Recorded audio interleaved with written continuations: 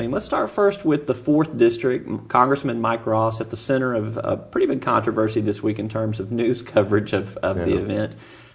Break it down for me a little bit. What were the specifics of what has gotten Mike Ross all of this local and some national media attention? Well, I think it started nationally, and it started with the group ProPublica, which is a not-for-profit media organization out of Manhattan, and they actually sent a reporter down to Arkansas to look into the fact that Mike Ross and his wife, Holly, sold their pharmacy to Stephen LaFrance, mm-hmm. yeah, I'm sorry, at USA Drug for the hefty sum, a little bit under $500,000, I think, and then I think the total compensation was upwards of, a pretty hefty sum. Mm-hmm. There was a non-compete clause, there was the inventory, there was everything.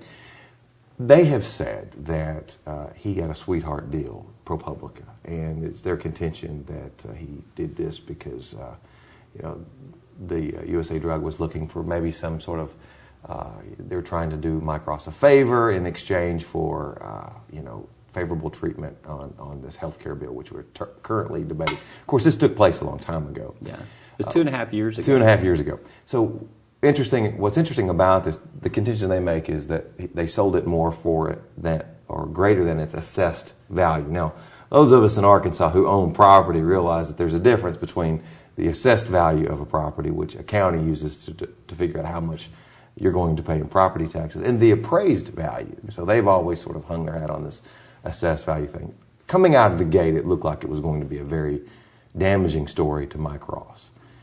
But I think one of the things that he did well and his staff did well is they dealt with it head on. They had USA Drug, they asked them to waive the confidentiality agreement, and they released all the terms of the sale, and if you read on Friday, the Democrat Gazette had a pretty detailed story covering all aspects of that. It looks like, as Ross's staff contends, is that they were a target of someone. Now, Ross has been at the heart of the healthcare debate. He's been attacked by those on the right, and he's been attacked by those on the left, because mainly on the left these days, because he opposes President Barack Obama's public option. And as the leader of the Blue Dogs on the healthcare side of the debate, he's the chair of that task force. Let's get into, I guess some of the reason why those politics are happening there, what you're just laying out. But it's a little bit ludicrous on its head, in my opinion, because this deal happened 2.5 years ago. Nobody would have known that Mike Ross would have been at the center of the healthcare debate 2.5 years ago, including Mike Ross. Including President Barack Obama. There was no guarantee that he was even going to be the president. Well, at that time, no one would even have given Senator Barack Obama a chance. Talking to a number of different business leaders, I've asked some different people to look at the details of that deal. We obviously reported this on TalkBusiness.net too. I think Mike Ross left money on the table, if you really want to get down to it, and that's the general consensus I get from business leaders. It is that look at the transaction. The non-compete was 150. Was it 150? No, it was $110,000. Okay, $110,000 over 10 years. Over 10 years, which is pretty significant. If you've talked to people in the pharmacy business, they'll say, "Wow, that's that they got a deal." Why in the world they would sign up for that? I don't know. And Ross was even kind of joking about that a little bit. I think I read this morning that a more appropriate non-compete would have been around $250,000, because in the pharmacy business, as everyone contends, the pharmacy is attached to the pharmacist. You're trading on that good name, and obviously being a congressman's not a bad thing either, and the wife of a congressman's not a bad thing.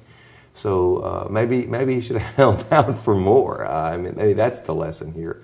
But again, I think the initial attack had great potential to do damage to Mike Ross. They were very smart in responding to it forcefully and with literally a major document dump here, and getting USA Drug to waive the confidentiality agreement. I think it only benefits him, and I don't think ProPublica did themselves any favors here, because apparently more has come out that they had in fact interviewed Percy Malone even, who again, state senator from Arkadelphia, who's also a pharmacist, who also operates the other pharmacy in town there with Ross, and didn't include a lot of the details. Malone basically said, I would have paid him as much, if not more. Yeah. Let's turn our attention to the 2nd Congressional District. Vic Snyder's had a couple of announced GOP contenders come out, specifically this week. Tim Griffin, former U.S. Attorney, Scott Wallace, restaurateur, well connected in the business community, former radio guy. David Meeks has been out there for months from Conway, and then you have the specter of the much hyped Tom Cotton that could get into this race as well. Who's the front runner out of that gang of 4? Well, I mean, it would be hard to say now. Here we are a week into it. Tim Griffin announces, and Griffin's puzzles a lot of people because for a long time he was flirting with the Senate race and ultimately decided against it. And then there for a short period of time when Mike Ross was sort of at the heart of this battle and it looked like he was sort of drifting towards the president and where he was going with health care. Apparently he owns a lake house in Hot Springs. He was flirting with the 4th Congressional District race. And then what has happened, essentially, has been there have been a few private polls taken measuring Vic Snyder, his approval rating, how he would potentially stack up against an unnamed Republican. And the numbers were so enticing that he had to get into the race. So he's in the race. Look, we know this. He's a bit damaged goods here with the U.S. Attorney scandal involving, which is a broader scandal involving a lot of U.S. attorneys, 10 around the country, 9 around the country. He's a little bit damaged goods there. But that may sell well in a Republican primary. Target of the liberal media, Karl Rove's boy, as he's been called, worked in the White House for Karl Rove. That might help him in a Republican primary.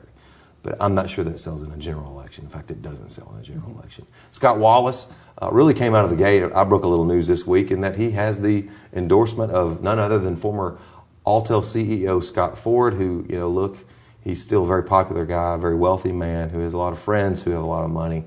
And Ford apparently has told Wallace that not only will I support you, but I'll help you raise money for your race. And Wallace, in his own right, as you said, he's a businessman. He's popular. He's been here for a long time. Yeah. He's made his home in Little Rock. And then David Meeks from Conway really hasn't gotten any traction. He hasn't raised any money. Speaking of social media, I think he's very active on Twitter and some of the other things, but that's about it. You haven't heard a lot from him. And then there is the specter, as you said, of Tom Cotton, who the conventional wisdom was that he was going to come home from Afghanistan, and here he is, the Harvard lawyer from Dardanelle, who gave up vast sums of money to go enlist in the military. He became a ranger. He commanded in Baghdad, and then went back to Afghanistan, went back in the military to go to Afghanistan. Now he's home. The thought was he was going to run for the Senate. Now he's looking at this 2nd District race, which for me it puzzles because he's not from Central Arkansas. He's from Dardanelle, and I don't think a lot of people even would really realize that Yale County is in the 2nd District. Yeah. So that would it's barely in the 2nd It District. is, and he would be geographically challenged. And I think if he ends up running for the 2nd District race, I think he's making a big error. I think he should, if he's going to run for the Senate. If he's not going to run for the Senate, he probably ought to sit out and maybe look at something else later on down the line. Let's turn our attention to the U.S. Senate race because I believe we got our 7th formal announced candidate Buddy for Rogers, the GOP field. That's right. Dr. Buddy Rogers from Rogers, Arkansas, announced this week that he's going to run, and that is 7. And again, I would give a medal to anyone who could actually name all 7 without having to pause. But in that, what has happened there? I think the 2 top tier candidates. You have, State Senator Gilbert Baker, who's only recently entered the race. And also Curtis Coleman, who in my mind is sort of an upper tier candidate only because of his background, his business connections, his ties to Governor Huckabee, although he hasn't been able to raise money. Now, Baker has come out and his campaign aides have said, look, we've been in the race a few weeks. We've already banked over $200,000. That's a pretty good That's a pretty good number. Well, and this is important, too, because September 30th, this next Wednesday, is going to be a FEC filing deadline where we'll come to the end of the quarter. Right. Then they have to submit their reports. We probably won't learn until October 15th formally what everybody has raised in that race, although I would predict that Baker's folks may want to go put that news out there a little early just to establish that front-runner status and the fact that they have raised a lot of money in the first 4 or 5 weeks of their announced candidacy. What do you think that magic number has to be for him to get dubbed front runner, far ahead of the field, definitely the one to watch. Well, again, you bring up a good point, because there are two audiences. There's the Arkansas audience, and sort of the Arkansas campaign and the Washington campaign. The folks at the national senatorial committees, they pay attention to cash on hand and amount raised. When he was looking at this race, he said, I'm going to get in. I'm going to see how I do. Maybe if I can raise $500,000 in that time, I think I would be a serious candidate. So I think he's already set the bar. I think it's $500,000. If he could raise over that, I think that would be a significant development in the Senate race for Gilbert Baker.